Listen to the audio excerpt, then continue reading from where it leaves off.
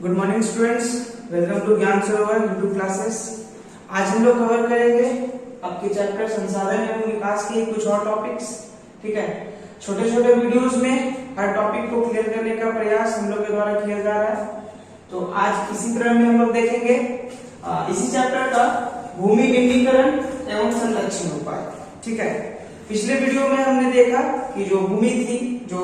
जमीन है, ठीक है, जिस सतह पर हम लोग रह रहे हैं, उसका हम कैसे उपयोग करते हैं, किस क्षेत्र में उसके कितनी प्रतिशत की मात्रा का उपयोग हम लोग कर रहे हैं, किस रूप में कर रहे हैं, ये सारी बातें उस वीडियो में हम लोग देख चुके थे। यहाँ पे जो हम लोग देखेंगे कि जब भूमि को एज ए रिसोर्स, एक संसाधन के रूप में मान के हम उसका उपयोग कर रहे हैं, ठीक है, तो ऐसे कौन सी समस्याएं भूमि से संबंधित उत्पन्न हो रही है जो हमें चिंतित करती है। ठीक है, तो ऐसा ही कुछ टर्म है जिसे हम भूमि निम्नीकरण के नाम से जानते हैं। ठीक है, जिसमें सबसे क्लियर, सबसे पहले समझने को ये होगा कि निम्नीकरण का मतलब क्या होता है। भूमि का मतलब तो हम सब जानते हैं, जमीन जिसपे हम हैं, ठीक है, जिसपे हम चलते हैं, रहते हैं। ठीक, तो जो सेकंड टर्म है वो है निम्नीकरण। तो निम्नीकरण का मतलब क्या होता है, ठीक है, तो बता दूं कि निम्नीकरण एक टर्म है, एक प्रक्रिया है, ठीक है, जिसमें होता क्या है कि जो जटिल पदार्थ है, मतलब एक ऐसा पदार्थ जो कई सारे पदार्थों से मिश्रित होकर बना है, उसकी संरचना जटिल है, ठीक है, बहुत हार्ड है। ठीक, तो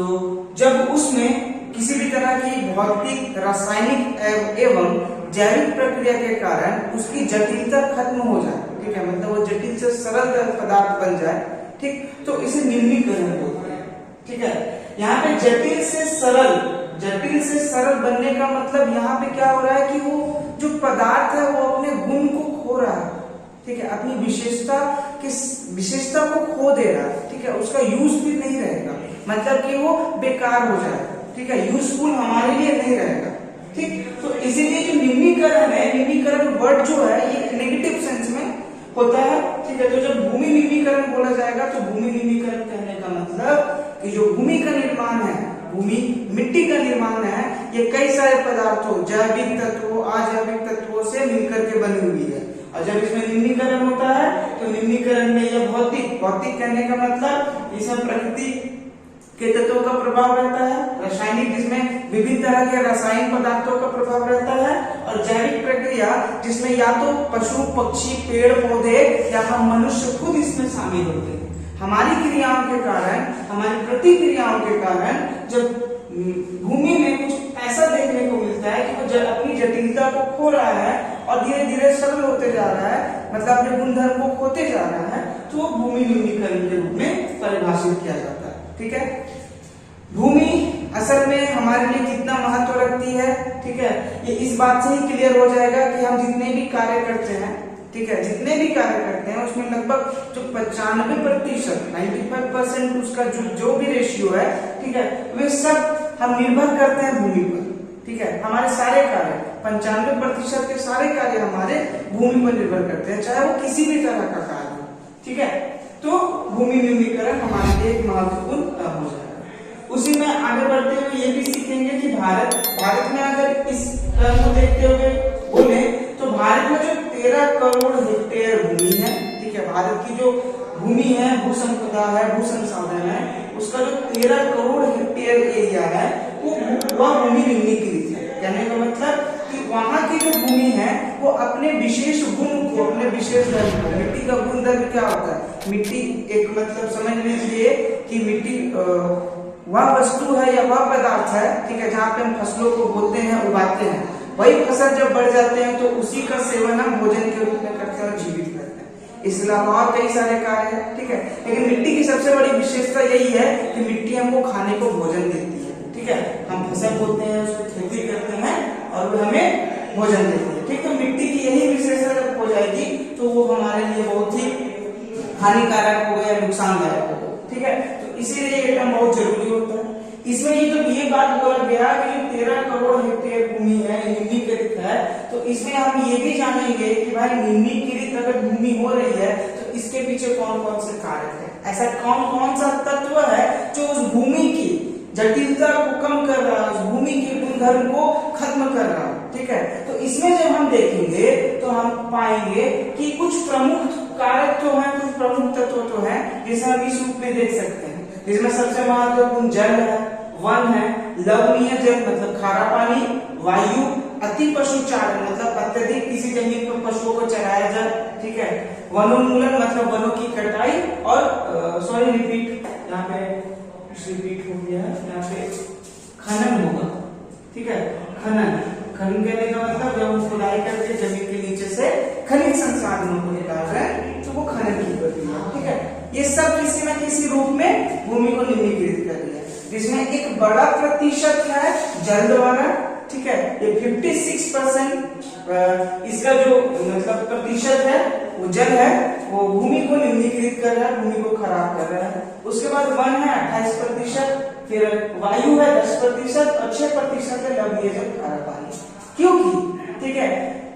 ये सब क्या है कि अत्यधिक किसी स्थान पर ना, जब जल कभी अत्यधिक किसी स्थान पर है रह तो पानी जो करेगा, जल क्या करेगा, जल ठीक है, जल चूंकि जल एक रासायनिक फॉर्म में है, ठीक है, जब रसायनों का ये मिश्रण होता है तो उसके कारण भूमि निम्नीकृत होगी, भूमि अपनी शक्ति खोती जाएगी, ठीक है। वनों का प्रभाव भी देखा जा सकता है, ठीक है, क्योंकि वन एक ऐसी भूमि हो जाएगी जो हमारे लिए, ठीक है, गैर कृषि कार्य में लगी हुई है, ठीक, मतलब हम वहां पे कृषि नहीं कर सकते, ठीक। और लवणीय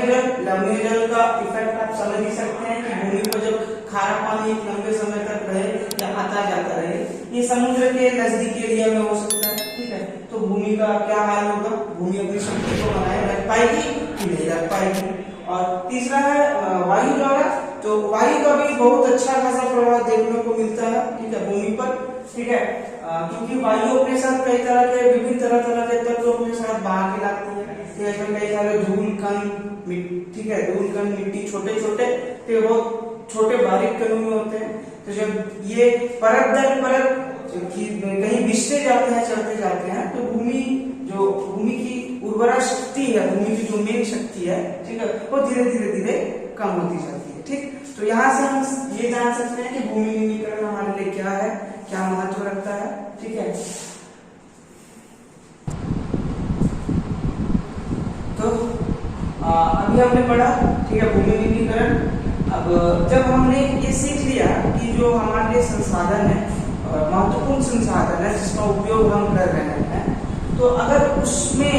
मतलब एक ऐसी प्रक्रिया हो रही है जिसके कारण हम उसको खो रहे हैं, उसका ह्रास हो रहा है, ठीक है, जो हमारे लिए ही, ठीक है, मनुष्यों के लिए बहुत ही हानिकारक हो सकता है,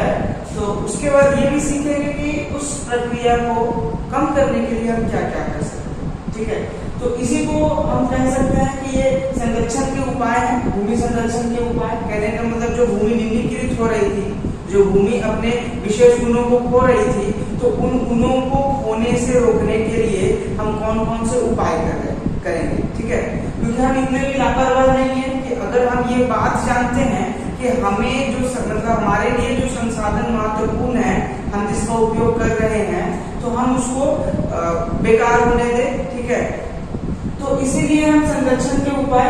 को जानते हैं और सीखते हैं। संरक्षण के उपाय में ये बता दें कि इसमें कई सारे उपायों को शामिल किया जाता है, ठीक है। इसका रीजन ये है कि जैसे भूमि निम्नीकरण में जो निम्नीकरण का कार्य सिर्फ एक तत्व नहीं कई सारे तत्व कर रहे थे, ठीक है, क्योंकि हर तत्व का जो प्रभाव क्षेत्र है वो अलग अलग है। वायु का प्रभाव हर क्षेत्र में नहीं मिलेगा, जल का प्रभाव हर क्षेत्र में नहीं मिलेगा, लवण, ठीक है, और वन, इन सभी का प्रभाव हर क्षेत्र में नहीं मिलेगा। हो सकता है कि 2 या 3 कारक एक क्षेत्र में हो, लेकिन सभी कारक एक क्षेत्र में हो, ऐसा बहुत कम देखने को ही मिलेगा, ठीक है। तो इसीलिए कई सारे नियम, ताकि जिस क्षेत्र में जो कारक भूमि को निम्नीकृत कर रही है, हम उसी कारक पर विशेष ध्यान दें और उसको रोक सकें, ठीक है, ताकि हमारी भूमि निम्नीकरण से बचे, हम भूमि का संरक्षण कर पाए, उस भूमि को संरक्षित कर पाए, ताकि हम लगातार उस भू संसाधन का उपयोग करते हैं, ठीक है। इसके लिए जो नियम है वो कुछ इस प्रकार है। पहला ये है कि वन रोपण तथा चारागाहों का उचित प्रबंधन करके, ठीक है, जैसा हमने देखा कि वन भी भूमि निम्नीकरण में एक महत्वपूर्ण योगदान दे रहा था, एक महत्वपूर्ण कारक था। तो इसीलिए जो वन रोपण की क्रिया है और जो चारागाह है जहाँ पे पशु चरते हैं, ठीक है, इनको सीमित ही करे, ठीक है, सीमित ही करे या फिर वन रोपण उन क्षेत्रों में करे, ठीक है, जहां पे कृषि कार्य ना हो रहे हो, जहां पे उस भूमि का कोई विशेष उपयोग ना हो, ठीक है, और भूमि की जो शक्ति है, भूमि का जो गुण है, वो भूमि का जो उपयोग है वो हमारे लिए बने रहे, ठीक। तो तब हम कहेंगे कि भूमि का जो निम्नीकरण है वो नहीं हो रहा है, ठीक है। दूसरा ये कि जो चारागाह है, तो चारागाह का भी एक सीमित क्षेत्र में रखे, ऐसा नहीं कि जहां मन किया वहां पे हम चारागाह का निर्माण कर दिए, ठीक है, क्योंकि अगर ऐसा होता है तो सर वो भूमि बहुत जल्द ही निम्नीकृत हो जाएगी या भूमि अपनी शक्ति को खो सकती है, ठीक। दूसरा है वृक्षों की रक्षक मेखला, ठीक है, वृक्षों की रक्षक मेखला कहने का मतलब यहाँ पे आप ड्राइंग से समझ सकते हैं कि एक कंटिन्यू सीरीज में लगातार क्रम में हम जब वृक्षों को लगाते हैं तो इसे रक्षक मेखला, शेल्टर बेल्ट के नाम से जानते हैं, ठीक है। ये किसी भी क्षेत्र में वायु के प्रभाव को कम करने में बहुत सहायक होते हैं, ठीक है। इसके अलावा जो पेड़ों की जड़ें हैं ये मिट्टी को उतने आसानी से खिसकने भी नहीं देती है, मतलब कि वहां से अपरदित भी नहीं होने देती है। तो यहाँ पे निम्नीकरण और अपरदन दोनों, ठीक है, दोनों टर्म से ये जो उपाय है ये सहायक होते हैं। तीसरा है रेतीली टीलों पर कांटेदार झाड़ियां लगाना, ठीक है। अगर हम रेतीली टीले, मरुस्थलीय क्षेत्र का बात हो रहा है, अगर रेतीली टीलों पर अगर हम कांटे लगाएंगे, ठीक है, तो हो सकता है कि उन्हीं कांटों की जो जड़ें हैं वो थोड़ी अंदर तक जाए उन टीलों के, और उस मिट्टी को, उस रेतीली मिट्टी को तो एक स्थायी, मतलब एक जगह रखना, स्थायी बनाना बहुत कठिन कार्य होता है, लेकिन आने वाले समय में या उस रेतीली मिट्टी के नीचे जो मिट्टी स्थित है, ठीक है, वो कम से कम स्थायी बनी रहे, वो वहां से वायु के द्वारा अपरदित या बहा कर नहीं ले जाया जाए, ठीक है, जिससे क्या होगा, मिट्टी वहीं बनी रहेगी, भूमि का जो निम्नीकरण होगा वो कम होगा, वो नहीं होगा, ठीक है। तो ये हमारे लिए जरूरी होगा, ये हमारे लिए लाभदायक होगा। उसके बाद बंजर भूमि का प्रबंधन, बंजर भूमि का प्रबंधन पहले तो हमें ये ट्राई करना चाहिए कि उस बंजर भूमि को,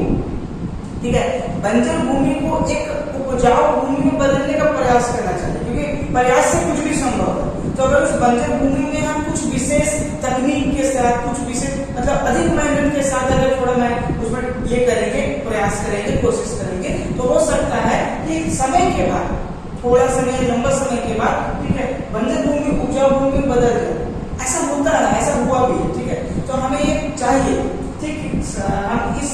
बंजर भूमि को, ठीक है, कम से कम उपजाऊ भूमि बदलने का प्रयास करें। नहीं तो अगर हम ऐसा नहीं कर पाते हैं तो उस बंजर भूमि का प्रबंधन करें। प्रबंधन करने का मतलब ऐसा ना हो कि बंजर भूमि का प्रभाव और दूर तक फैलते जाए, ठीक है, और आसपास की जमीन भी उसमें चली जाए, ठीक। तो ऐसा ना हो, क्योंकि भूमि बहुत महत्वपूर्ण संसाधन है हम लोग के लिए, ये हम लोग सब कोई जानते हैं, हम सब लोगों का अनुभव है, ठीक है। उसके बाद जो उपाय है वो है खनन पर नियंत्रण। खनन बेसिकली अगर समझिएगा तो खनन का सिंपल असर लगता ही होगा कि जब हम जमीन को खोदते हैं, जमीन को खोदते हैं, खुदाई करते हैं, किस लिए, पर्पस क्या है, हमारा उद्देश्य क्या है। तो हमारा उद्देश्य ये है कि जमीन के नीचे जो बहुमूल्य संसाधन है, ठीक है, चाहे वो धातु हो या धातु हो, जो बहुमूल्य संसाधन है उसको हम बाहर निकाले, उसका उपयोग करें, ठीक है। इसमें कई सारे शक्ति संसाधन भी शामिल होते हैं, ऊर्जा संसाधन, ठीक है, जैसे कि कोयला, ठीक है, तो ये हम लोग को देखने को मिलता है। उसके बाद औद्योगिक जल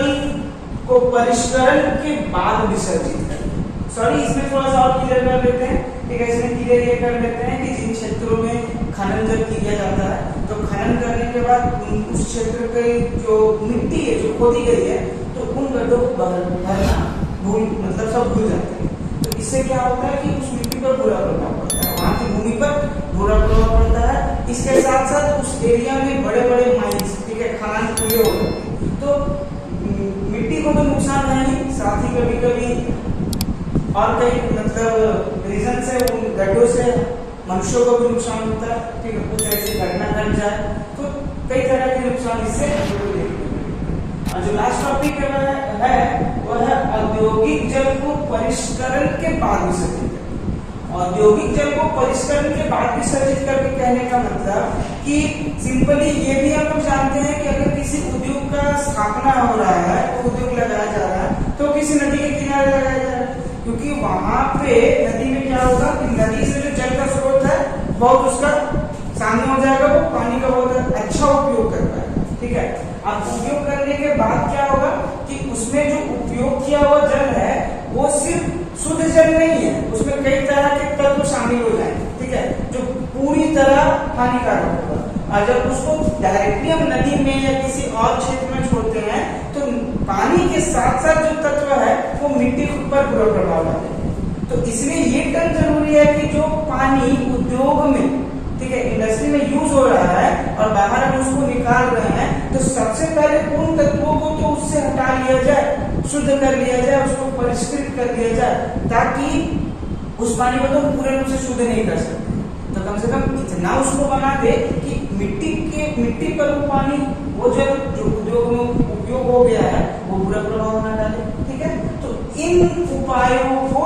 हम अपना करके जो भूमि निम्नीकृत हो रही थी, भूमि जो अपना गुण खो रही थी, हम लोग को जो नुकसान हो रहा था, ठीक है, जो संसाधन हम खो रहे थे, ठीक, तो उसको हम रोक सकते हैं। कहने का मतलब भूमि को संरक्षित कर सकते हैं। ठीक है, हमारे साथ बने रहिए और टॉपिक्स पे हम नेक्स्ट वीडियो में डिस्कस करेंगे, और साथ ही हमारे चैनल को शेयर करें, सब्सक्राइब करें, लाइक करें। ठीक है, और उन लोगों तक पहुंचाने का प्रयास करें जो पढ़ाई से अभी वर्तमान समय में छूट गए।